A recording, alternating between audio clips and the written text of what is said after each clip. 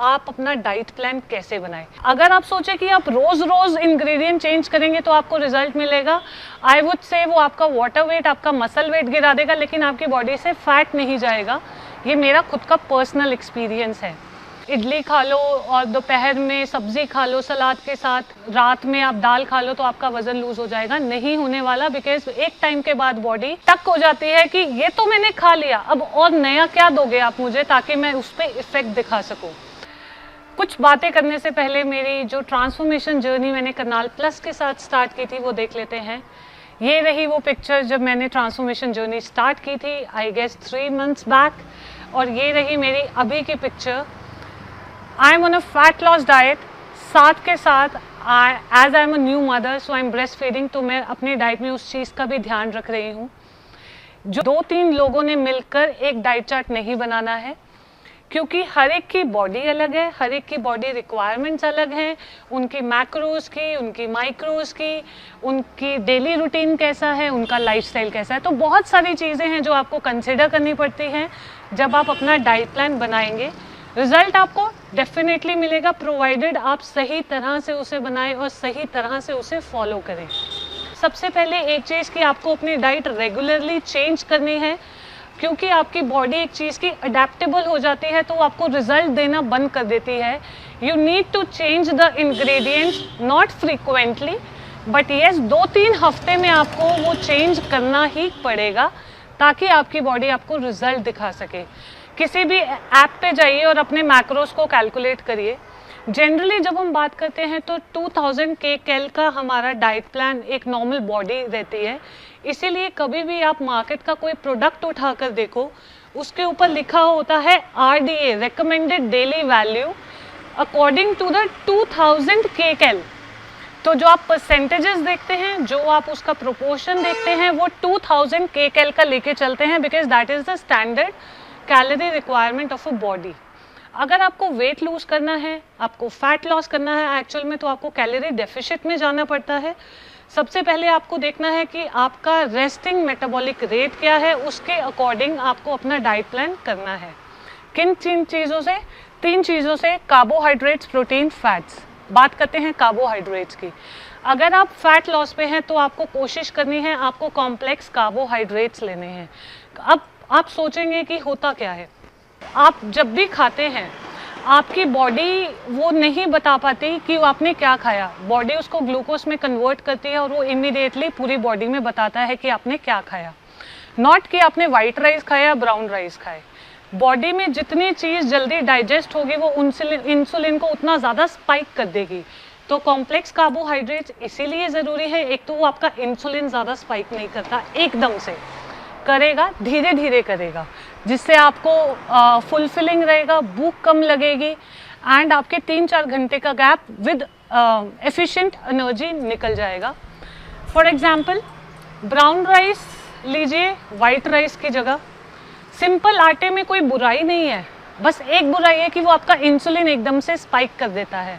इसीलिए शुगर वाले पेशेंट्स को बोला जाता है कि मिस्सी रोटी खाइए या वीट में वीट ब्रांड डालकर खाइए। क्यों? क्योंकि वो आपका डाइजेशन स्लो कर देता है और इसमें लंबी चौड़ी कोई साइंस है नहीं।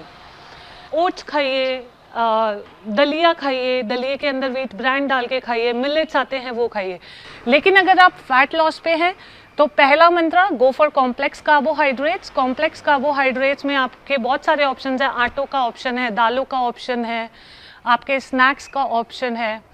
एंड कोशिश करिए 7 बजे के बाद आपको कार्बोहाइड्रेट्स नहीं लेने हैं, बिकॉज जैसे जैसे दिन ढलता जाता है हमारी बॉडी की पाचन शक्ति कमज़ोर होती जाती है और बॉडी की पाचन शक्ति में जो हमें एंजाइम्स लगते हैं वो कार्बोहाइड्रेट्स को डाइजेस्ट करने में हमें दिक्कत करते हैं।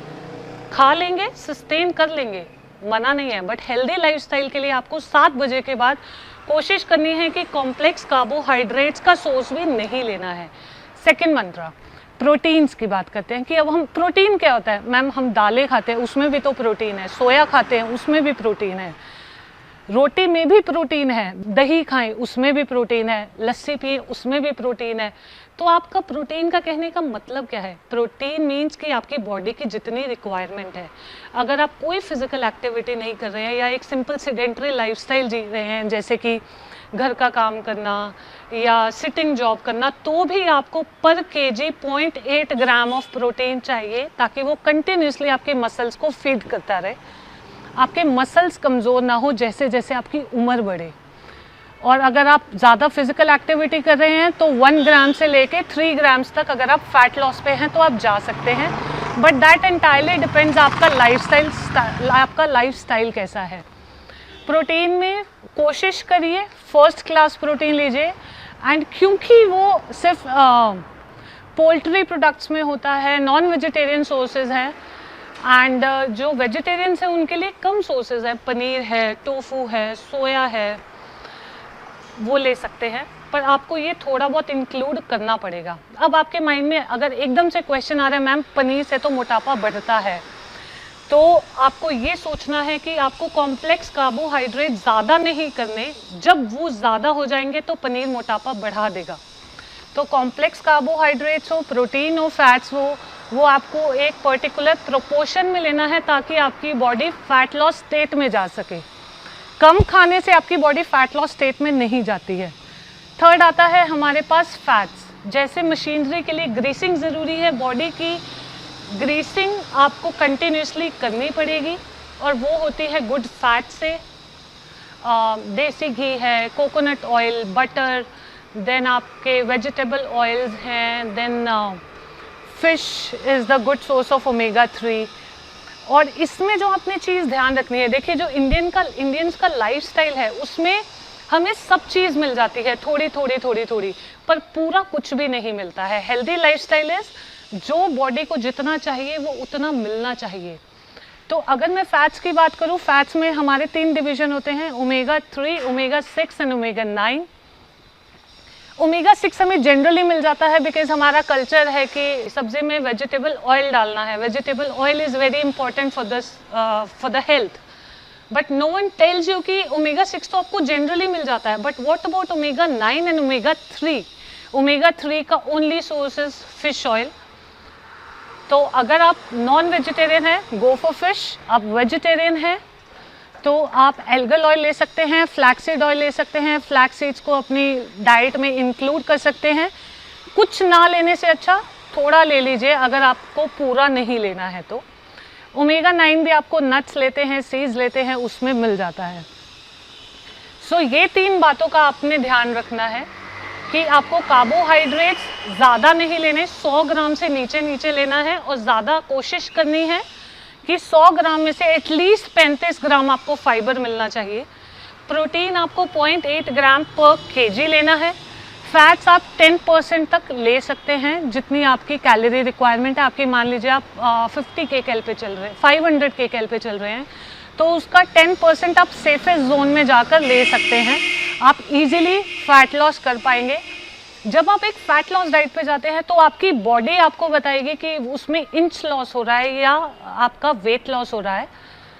ये कोई डाइटिशियन मैं क्यों ना हूँ, मैं नहीं बता सकती कि आप ये इंग्रेडिएंट खाओगे तो आपका इंच लॉस होगा। There is no science as such कि कोई बोल सके कि नहीं ये खाओगे तो इंच लॉस होगा। मैं अपने क्लाइंट्स को सिर्फ यही बोलती हूँ कि वो आपकी बॉडी बताएगी कि इंच लॉस होगा या आपका फैट लॉस होगा, बट लॉस ज़रूर होगा अगर आप एक हेल्दी लाइफस्टाइल के ऊपर चलेंगे, अपनी बॉडी के मैक्रो न्यूट्रिएंट्स पूरे रखेंगे, माइक्रोज के लिए थोड़े बहुत सप्लीमेंट्स लेते रहेंगे, सो दैट कि जब आप एजड होने लगेंगे, आपकी बॉडी रिटेलिएट करने लगेगी कि आपने कम खाया अपने यंग एज में, तो आप सोच सकते हैं कि नहीं आप एक नॉर्मल लाइफस्टाइल जी पाएंगे without any medicine. This is only a precautionary major. आप सिर्फ कोशिश कर सकते हैं। आप ये मत सोचिएगा कि मैं बोल रही हूँ कि नहीं 45 साल के बाद आपको कुछ खाना नहीं पड़ेगा, बट दैट अगेन डिपेंड्स कि आपका लाइफस्टाइल आपने अभी तक कैसा रखा। पर आप अभी तक नहीं कर रहे हैं तो अभी से करना स्टार्ट कर दीजिए। लोग बोलते हैं कि मैम सब्जियां तो मैं खा लेती हूँ पर मैं तेल नहीं डालती, पर फिर भी मेरा मोटापा नहीं जाता। Go and watch my fat video कि फैट ना खाने से मोटापा नहीं जाएगा, फैट खाने से ज़रूर जा सकता है। आपको अपना वाटर इनटेक ज़रूर रखना है, एटलीस्ट 3 to 4 लीटर। या सो दैट्स फॉर ऑल।